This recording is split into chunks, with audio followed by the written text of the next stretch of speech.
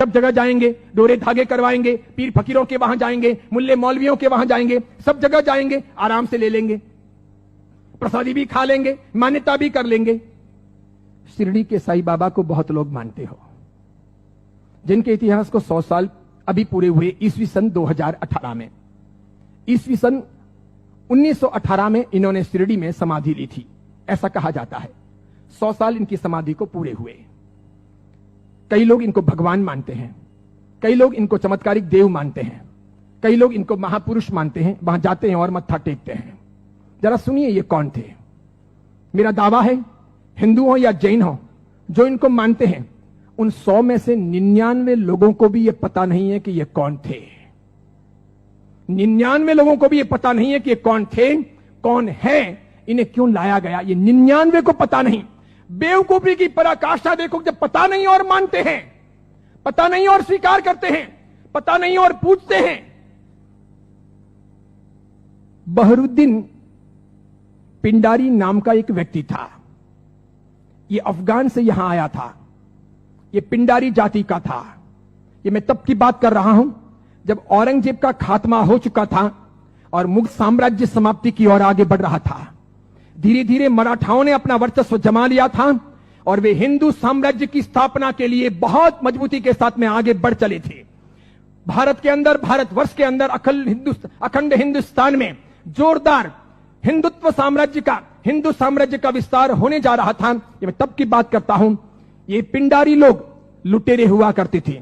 ये पूरी अफगान की जाति लूटने फाटने के लिए यहां पर आई थी। मुगलों के काल के अंदर इसने अच्छी खासी मात्रा में जगह जगह लूटपाट की थी। हिंदुओं को टारगेट बनाना, उन्हें लूटना, उनके पैसों को छीनना, उनकी बहन बेटियों को छेड़ना और पसंद आ जाए तो उनकी बहन बेटियों को उठा लेना, ऐसे इनके कर्तव्य हुआ करते थे। 1838 में इस बहरुद्दीन का माफ कीजिएगा, 1838 में इस बहरुद्दीन का जन्म हुआ और यह आगे बढ़ा। उसके बाद में एक फिल्म आई, वो हिंदी फिल्म थी। उस फिल्म को जगह जगह पर दिखाया गया षड्यंत्र के आधार पर। फिल्म में यह बताया गया, औरंगजेब के मरने के बाद पहली बार जब बोलने वाली फिल्में आई, पहली बार जब फिल्म आगे बढ़ी, वो ब्लैक एंड व्हाइट मूवी, जब फिल्मों का जमाना आया, तब यह बताया गया कि ये बहरुद्दीन पिंडारी तो बहुत अच्छा आदमी, बहुत अच्छा आदमी, और ये पिंडारी जाति के लोग तो देशभक्त हैं, देशद्रोही नहीं, ऐसा बताया गया। बावजूद इसके इस बहरुद्दीन ने जगह जगह डकैतियां करना, लूटना फाटना जारी रखा। बड़ी मात्रा में लोगों को तहस नहस करता रहा। इसने अपनी जिंदगी में कई सारी हिंदू महिलाओं के, कन्याओं के बलात्कार किए, कितना ही सारा नुकसान पहुंचाया। अंततः जब धीरे धीरे मराठा साम्राज्यों के सामने, उधर झांसी की रानी, झांसी के अंदर लक्ष्मीबाई लोहा ले रही थी, उस वक्त अंग्रेजों का आगमन हुआ। अंग्रेजों को यह बहरुद्दीन बहुत नागवार गुजरा। इन्होंने जैसे तैसे करके इस बहरुद्दीन को भगाने के लिए, पकड़ने के लिए खूब कोशिशें की। यह बहरुद्दीन बेस बदल करके भागता हुआ अहमदनगर आया, जिसे नगर कहा जाता है, महाराष्ट्र का बहुत बड़ा एक शहर है। अहमदनगर आया और सुनिए, इतिहास ये कहता है कि यह बहरुद्दीन पिंडारी अहमदनगर के अंदर एक वेश्या के घर रहा। उस वेश्या को अपना बना करके उसने वहीं पर अपना आशियाना बना लिया वेश्या के साथ। आगे जाकर उसने शादी की या नहीं की, इसका कोई सबूत नहीं। वेश्या के साथ रहते रहते 2 संतानों का जन्म हुआ। एक था लड़का जिसका नाम रखा गया चांद मियां। बहरुद्दीन ने अपने बेटे का नाम रखा चांद मियां। थोड़ा बड़ा हो जाने के बाद में बिना पढ़ाए लिखाए इस चांद मियां को अपनी डकैतियों में जासूसी के तौर पर बहरुद्दीन पिंडारी ने उपयोग करना प्रारंभ किया। जगह जगह ये चांद मियां, छोटा सा बालक, एक चद्दर लेकर के भिखारी के तौर पर फटे पुराने कपड़े पहन करके अलग अलग जगह पर बैठता, बाजारों में बैठता, आए गए माल की वगैरह बातमियां लेता, किसके घर में क्या आ रहा है जा रहा है ऐसी कोशिश करता, और समय समय पर कभी दिन में, 2 दिन में, 5 दिन में, 10 दिन में अपने पिताजी को, बहरुद्दीन को समाचार पहुंचाता कि आज इस घर में इतना माल आ रहा है या यहां इतना सामान आया है। और इस प्रकार डकैतियों का मामला आगे बढ़ता कि यहां कोई सुरक्षा के प्रबंध नहीं होते हैं, कोई पहरेदार नहीं होते हैं, ये चीज चलती रहती। अंततः परेशान होकर शंकाओं के आधार पर अंग्रेजों ने बहरुद्दीन को तो भगाया, आगे जाकर वो अफगान चला गया, उसकी मौत भी हो गई। चांद मियां, उसका बेटा, छिप छिप करके रहने लगा, बड़ा होता गया। एक दिन अंग्रेजों ने उसे पकड़ा, जेल की सलाखाओं के पीछे डाला।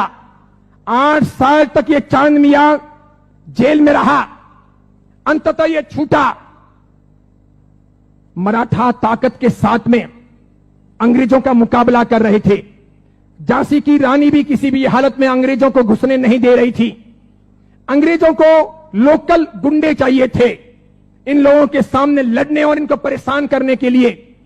चांद मियां ने पैसे लेकर के झांसी की रानी के खिलाफ में अंग्रेजों के पक्ष में गुंडों को इकट्ठा करने और लड़वाने और मगजमारी करने के लिए तैयारी दिखाई।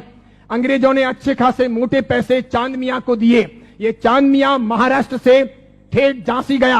अंततः अंग्रेजों के हाथों झांसी की रानी लक्ष्मीबाई को मरवाने में इस चांद मियां की भी भूमिका रही। उसके मरने के बाद इन अंग्रेजों ने उस चांद मियां को नवाजा। कालांतर के अंदर एक नया नुस्खा अपनाने के लिए वो चांद मियां झांसी से आकर के शिरडी पहुंचा। वहां सुलेमानी मुसलमानों के साथ में उसकी पहचान हुई। मूल अफगानी पिंडारी जाति का ये चांद मियां बहरुद्दीन का बेटा वहां जाने के बाद में सुलेमानों के साथ में परिचय में आकर के सुलेमानों के लिए काम करने लगा। मुसलमानों की ये सुलेमानी जाति षड्यंत्र पूर्वक हिंदुओं और मुसलमानों के बीच के भेद मिटाने और धीरे धीरे इस्लाम का भीतर से प्रसार प्रचार करने का कामकाज संभालती थी। ये स्लो पॉइजन देकर के धीरे धीरे लोगों को मुसलमान बनने के लिए अलग अलग तौर तरीकों से कब्रों पर ले जाने या फिर अलग अलग दरगाहों पर ले जाने, उन्हें बदलने, उन्हें चमत्कार दिखाने के तौर पर परिवर्तित करने का काम करती थी। उनको ये चांद मियां मिल गया। वहां इसके लिए एक मस्जिद बनाई गई। मस्जिद का नाम हिंदू रखा गया, इस्लाम की मस्जिद नहीं रखी गई। लोगों को भ्रमित करने के लिए मस्जिद का नाम इस्लाम नहीं रखा गया, मस्जिद का नाम हिंदू के तौर पर रखा गया। इस इंसान ने अपनी जिंदगी में कभी कुछ काम किया हो, कोई साधना की हो, कोई धर्म चलाया हो, कोई धर्म ग्रंथ लिखा हो, कोई बहुत बड़ा व्यापक काम किया हो, ऐसा एक भी उल्लेख आज तक भारतीय इतिहास में नहीं है। सुनिएगा, यही चांद मियां सुलेमानों के परिचय में रहने के बाद धर्म परिवर्तन करवाने, चमत्कारों के आधार पर लोगों को भरमाने के लिए साई बाबा बनाए गए। इसी चांद मियां का नाम आगे हुआ साई। किसने नाम दिया? सुलेमानों ने। उसके लिए एक मस्जिद बनाई गई। बाद में वो हिंदुओं और मुसलमानों के बीच में सामंजस्य स्थापित करने के लिए फरिश्ते के तौर पर प्रस्तुत किया गया। देखिए आप एक मजे की बात, ईस्वी सन 1918 में इसने समाधि ली। उसके पहले फिल्में जब आती थी तब हिंदुओं और मुसलमानों के बीच का बहुत बड़ा भेद था, बहुत भेद। हिंदू मुसलमानों को पसंद नहीं करते थे भारत में, और मुसलमान हिंदुओं को पसंद नहीं करते थे। मुसलमानों को ईश्वर के नाम से बहुत एलर्जी थी, हिंदुओं को अल्लाह के नाम से बहुत एलर्जी थी। अगर आप थोड़े बहुत भी अपने प्राचीन काल में जाएं, मेरे जमाने के आसपास पहुंचे, ईस्वी सन 60 और 70 के दशक में पहुंचे, ईस्वी सन 1960 1970, और तब के जमाने में जितनी फिल्में आई तो फिल्मों में कहीं ना कहीं अल्लाह लाने पड़ते थे या फिर ईश्वर लाने पड़ते थे। बिना उनके काम चलता नहीं था। इन फिल्मों के आधार पर ही फिल्में हिट होती थी, फिल्में चलती थी। उस समय मात्र लटके मटके लेना, कमर को नचाना, ठुमके लेना और उससे फिल्म चल जाएगी, ऐसा होता नहीं था। उस जमाने का जमाना ऐसा था नहीं कि आज की हीरोइनें चल जाएं, थोड़े बहुत लटके मटके लें और फिल्म रातों रात कम कपड़ों के आधार पर फेमस हो जाए, ऐसा था नहीं। उस जमाने का कल्चर ऐसा था कि कहीं ना कहीं रिलीजियन, धर्म बीच में लाना पड़े। अल्लाह लाओ तो हिंदू नहीं देखेंगे, ईश्वर लाओ तो मुसलमान ऐतराज करेंगे। और देखो मजे की बात, अधिकांश प्रोड्यूसर मुसलमान थे। अधिकांश पाकिस्तान से, सिंध से, पंजाब से और कश्मीर से आए हुए हीरो और हीरोइन ये भी मुसलमान थे। लेकिन नौबत ये थी कि ये मुसलमान हिंदुस्तान के बाजार में अपने असली नाम से चल नहीं सकते, और इसीलिए दिलीप कुमार मुसलमान, उसको अपना नाम बदलना पड़ा। मीना कुमारी मुसलमान, उसको अपना नाम बदलना पड़ा। सुरैया देवानंद से शादी करना चाहती थी, लेकिन मुसलमान होने के नाते स्वीकार नहीं किया गया। पिता ने अनुमति नहीं दी कि हिंदू के साथ शादी नहीं हो सकती, उसे भी अपने नाम बदलने पड़े।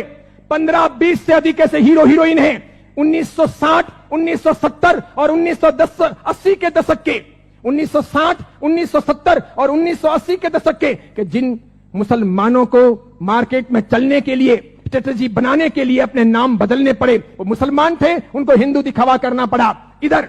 इधर देखो, जावेद अख्तर हो, सलीम खान हो, नौसाद हो और महमूद खान हो, ये सभी ऐसे प्रोड्यूसर थे जो जन्म से मुसलमान थे, इरादे से मुसलमान थे, हैं भी।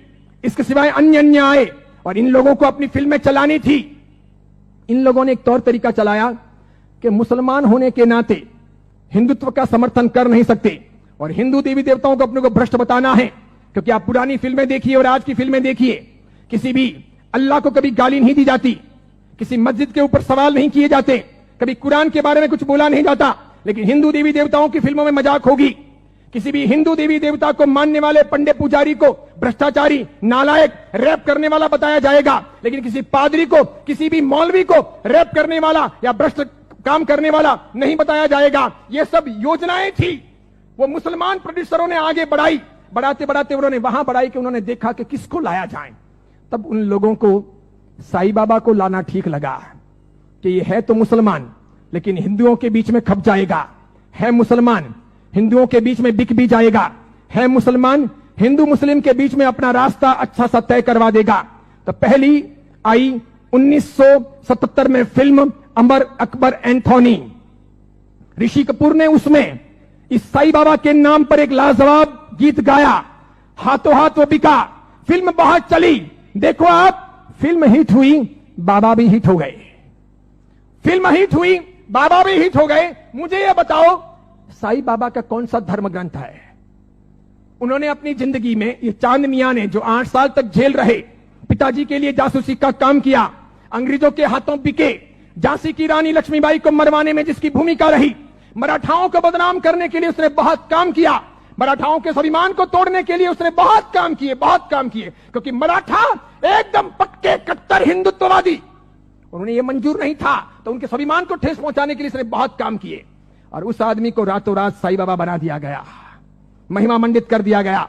कैसी जोरदार ये सेल्स पॉलिसी थी, हाथों हाथ बाजार में बिके। कैसे बिके कि जब पहली बार 1918 में इन्होंने समाधि ली, तो 1918, 1919, 1920, 1921, 1922 का ऑडिट देखिए तो इनके शिरडी के साईं बाबा मंदिर का ऑडिट का आमदनी का स्रोत है 1800 रुपए, 2000 रुपए, 2500 रुपए, आखिर में है 3200 रुपए। 1918 से 1925 के बीच में 3200 रुपए की आमदनी वाले ये बाबा क्या हिट हुए, और पागलों की तरह हिंदुओं ने और जैनों ने कितना उनको हिट किया, कितने वो वहां गए, कितने मत्थे टेके और कितना पैसा बर्बाद किया कि आज शिरडी के साईं बाबा के मंदिर की वार्षिक आमदनी है 371 करोड़, 371 करोड़। वहां मुसलमान जाने वाले 5% भी नहीं, वहां जाने वाले मुसलमान 5% भी नहीं, और जाने वाले हिंदू और जैन 95%, पैसे खर्च करने वाले अधिकांश 95%।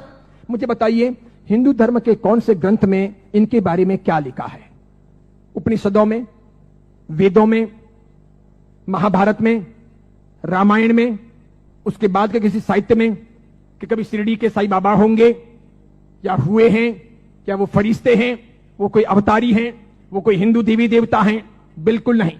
लेकिन हिंदू धर्म को भ्रष्ट करने, उनको बहलाने फुसलाने के लिए काम किया गया और ये सफल हो गया, सफल हो गया। हाथों हाथ ये बिक गए। आज तो देखिए, आज हिंदुस्तान के अधिकांश हिंदू मंदिरों में हिंदुओं के देवी देवता छोटे हो गए हैं, साईं बाबा बड़े हो गए हैं। हिंदुओं के देवी देवता साइड में हो गए हैं, साईं बाबा प्रमुख हो गए हैं। हिंदुओं के देवी देवता कम कमाऊ हो गए हैं, साईं बाबा अधिक कमाऊ हो गए हैं। जिसको भी अपनी दुकानदारी चलानी हो और भगवानों के नाम पर, देवी देवताओं के नाम पर पैसा कमाना हो, साईं बाबा की मूर्ति ला दो। आप भी प्रयोग कर सकते हो। दुकान बराबर नहीं चलती हो तो दुकान के बाहर बिठा दो, धनाधन उसका गल्ला अच्छा चलेगा, आपकी दुकान के गल्ले से भी अच्छा। बस ऐसी बात हो गई। चमत्कारों के तौर पर मुझे बताइए कि उन्होंने क्या किया, उनसे क्या हुआ? बताइए कि शिरडी जाने वाले सभी लोग अमीर हुए, सभी की गरीबी दूर हो गई, सब लखपति करोड़पति हुए, अरबपति हुए? क्या सभी के दुख दूर हो गए? जो जो वहां गए और हर साल जाते हैं, क्या वे बीमार नहीं पड़ते? क्या उनके घर में बाल बच्चे बराबर पैदा होते हैं, वे वांझिए नहीं रहते? क्या उनके वहां पर किसी का एक्सीडेंट नहीं होता, दुर्घटना नहीं होती? क्या शिरडी जाते हैं और मानते हैं उनके सब ख्वाब पूरे होते हैं? बताइए मुझे।